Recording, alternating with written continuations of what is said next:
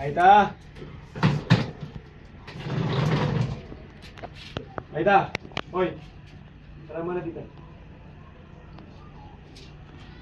Kain ka na? Ha? No. Dito naman natitira si Tita Joyce nyo, ha?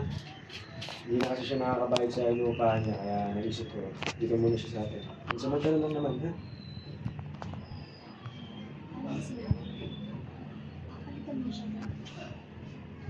Anak, bahay ko to.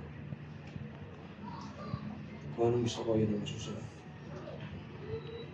Dito muna titira si Tita Joyce mo sa ayaw sa gusto niya. Okay? At yung nanay, huwag mo rin isipin yun. Kasi pinagpalit na tayo nun. Nakita mo naman, di ba? Sige na. Ginawa mo na muna kami dito. Aita.